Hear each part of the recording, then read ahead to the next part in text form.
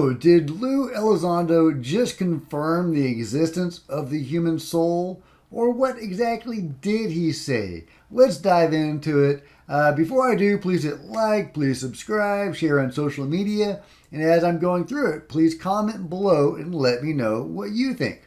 Oh, and by the way, this is part of a series that I call Parsing Lue, where I examine bits that Lou has said in various interviews and examine them in greater detail. Okay, let's dive into it. Here's what he said. Probably not the brain and probably not the body that defines what a human being is and just a collection of neural synapses. Otherwise, a computer would be defined as a human being. A computer now is getting to the point in complexity where the pathways, although silicon and not carbon, are getting equally as complex as a human brain. In fact, we can even teach it to learn through artificial intelligence. Right. But that's not what defines the human being. No. And there's another aspect, and somehow call it a soul or an id or the chi or whatever you want to call it. But there's something that most people feel is an indelible part of the human being that is not necessarily contained within the body or the mind. And that could be, a lot of scientists now are looking and exploring the idea, the notion that human consciousness is really a quantum process in quantum physics. Yeah. And, it could very well be, that our brains are quantum computers. And if that's the case, and if that is really the case, then there may be a fundamental part of the human being that is not necessarily locked into a three-dimensional world and linear function of time. Okay, interesting. So let's examine that a little bit. Lou has a very scientific mind. I believe he actually has a degree in science in a scientific field. Let me look it up real quick. Yeah, here it is. Thank you, Wikipedia. Lou attended the University of Miami with double majors in microbiology and immunology and minors in chemistry.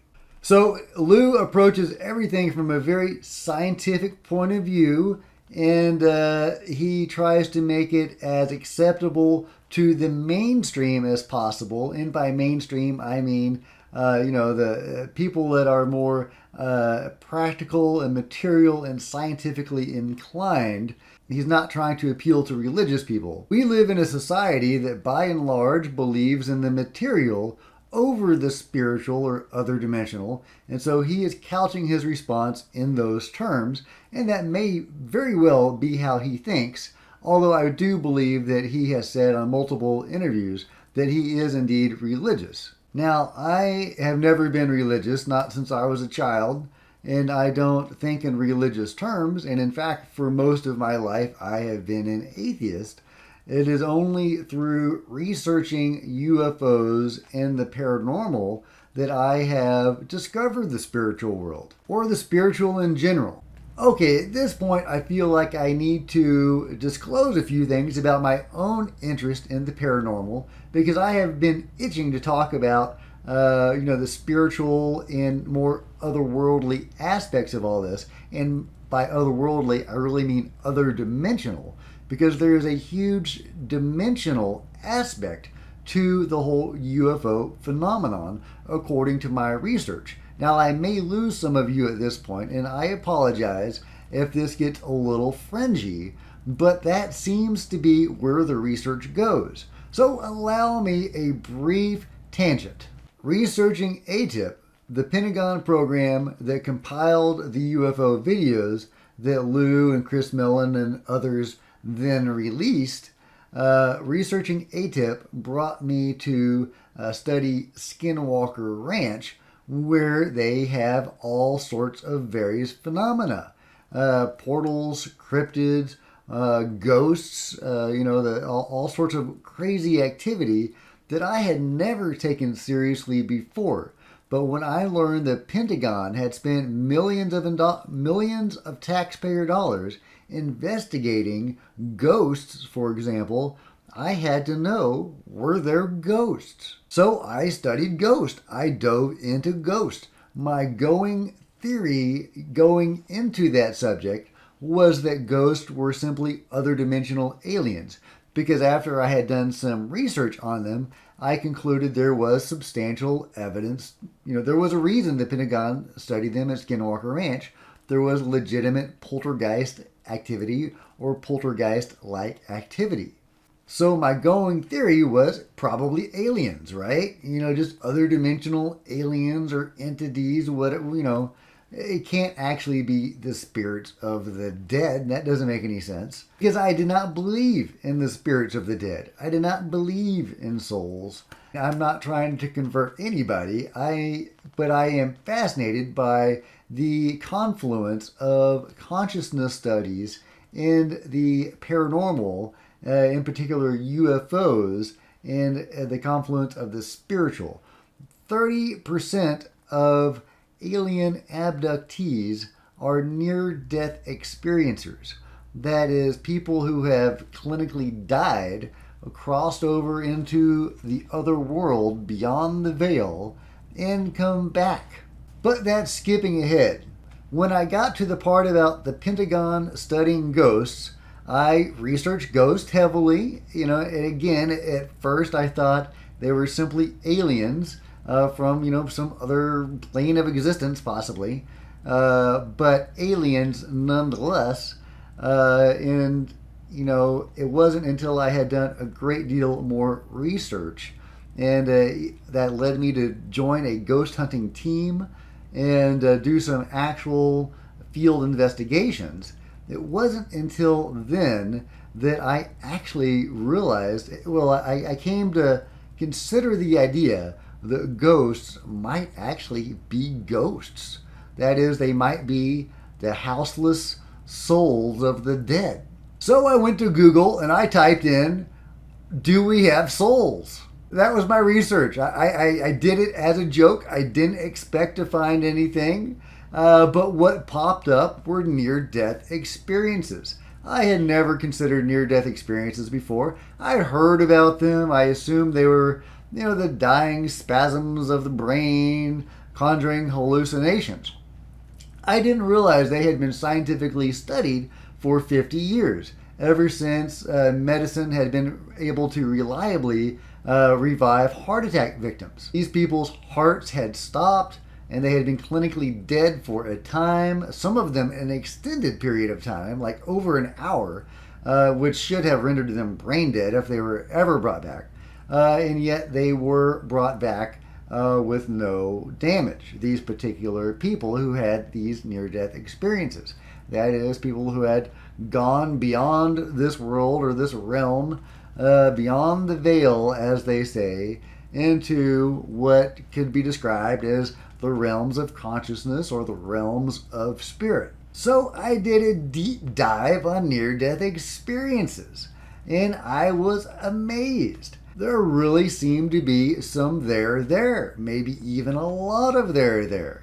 And so I dove, and now I am as conversant on near-death experiences as I am on UFOs and other aspects of the paranormal, and I am fascinated by the confluence of the spiritual or consciousness in the UFO phenomenon. And there is a huge confluence. Like I was saying, 30% of UFO abductees are near-death experiencers. That has to mean something, right? Also, people see the dead aboard UFOs. Alien abductees will see deceased family members seemingly alive and moving around and helping the aliens or dealing with whatever. Or they will see famous dead people. They will see Einstein or Tesla, seemingly alive and well, and again, working with the aliens. Sometimes people will see angels. Could these be screen memories or projections of the visitors? Absolutely. And some probably are. Maybe all of them are, but maybe not. The point is, there is a huge confluence between what we would consider spiritual or consciousness and the UFO phenomenon. Does that mean the visitors are working with the other side? There are many various accounts supporting that idea, but I'm not going to push one agenda or another. I am just putting this out there, but I am trying to broaden the conversation. UFOs are fascinating, and the alien presence on this planet is beyond fascinating. But it gets even crazier and more mind bending when you consider the confluence of that phenomenon with other phenomena. People see Bigfoot aboard UFOs. People see aliens working with Bigfoot. I'm actually going Bigfoot hunting next month. Never been Bigfoot hunting before. Bigfoot is another subject I never took seriously until I came across multiple police officer accounts of seeing Bigfoot. Now, police officers hate to report things like Bigfoot because they will be ridiculed by their fellow police officers. So when I saw those, I started taking the issue more seriously because those police officers would have been very unlikely to lie about that. Now, does that mean they actually saw Bigfoot or something impersonating Bigfoot? Or, again, screen memories or projections of the visitors? Who knows? But I now take that phenomenon quite seriously, and I'm very curious about it. Again, I may lose some people here, and I apologize, but I am very interested in multiple aspects of what I consider the paranormal, and I do consider Bigfoot paranormal. I do not believe he is some lost ape out there. That doesn't make any sense to me. If he was a mammal, we would have found his bones and his remains and etc. So the fact that we haven't strongly indicates to me a more paranormal or alien explanation for Bigfoot. And there's a lot of research to suggest that's true. But I don't claim to have any answers about Bigfoot or any of this. But again, I'm just trying to broaden the conversation. And, I've been wanting to talk about some of the stranger aspects of all of this for a while. And I thought Lue's comments about consciousness in the soul were a good place to start. So to conclude, did Lue Elizondo just confirm or advance the idea that there is a human soul and that we exist independently of our bodies? Well, it does seem like he is trying to propose a scientific way for souls to exist. This is an idea I had heard before I started to believe in the spiritual, that the human brain is a quantum computer, and because of the craziness of quantum mechanics, that means that our consciousnesses may be extra dimensional and that we may very well exist in other planes than this one. So, although he's not confirming the existence of the human soul, he is definitely suggesting a plausible, mainstream, scientific, materialistic way for the soul to exist, which in my mind definitely suggests that he is setting the stage for more spiritual events or disclosures to come. It's also worth noting that he says our consciousnesses may not be bound to the linear function of time. This could almost be a separate video by itself. It strongly suggests that he is advocating for the idea of psychic powers and being able to see into the future. That really should be a separate video. Once you've studied remote viewing and psychic phenomena, you might come to the conclusion that that is a very legitimate and fascinating field, albeit largely stuffed with frauds and fakes, but there does seem to be some real there. But Lue does seem to be setting the stage for the existence of human consciousness independent of the body, and the reason he would be setting the stage for that is because it is connected to all of this craziness. It is connected to UFOs. It is connected to the visitor's presence here. And so are psychic abilities. Alien abductees frequently display amazing abilities, such as being able to see into the future or see into other people's minds, etc. It's all connected. Lue knows that, and he is setting the stage for it. If you've enjoyed this video, please give it a big thumbs up. I would really appreciate it. Please hit like, please subscribe, share on social media, and please comment below and let me know what you think about all of this. Would you like to discuss more of the broader aspects of the what I call the greater phenomenon? There's the UFO phenomenon, and there's a bunch of other various phenomena like cryptids and portals, ghosts and spirituality, and together in my mind they all form the greater phenomenon. And all those various phenomena are aspects of that greater phenomenon. And I am extremely curious what that phenomenon is and what its shape is and why these various aspects seem to be connected to each other. If you're interested in that, let me know. Let me know if you're interested in exploring those weirder, stranger aspects of the phenomenon. Or would you rather simply focus on UFOs? UFOs are interesting enough. Okay, that's it for now. Cosmic Road out.